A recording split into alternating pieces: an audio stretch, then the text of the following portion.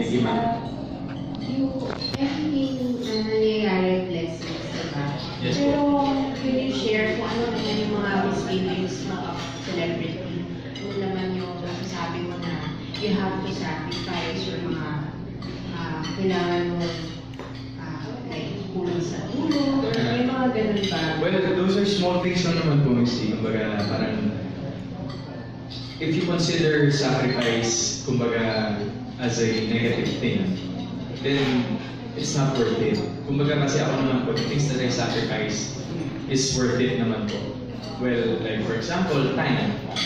My work po as an actor, as a public figure, is very demanding. So I rarely get time with my loved ones, my family, myself. Pero yung sacrifice ko ng time kasi, compared naman ko kung ano yung naibibigay ko because of that sacrifice, is worth it. It's a worthy sacrifice ko. Kumbaga, we make people happy every day.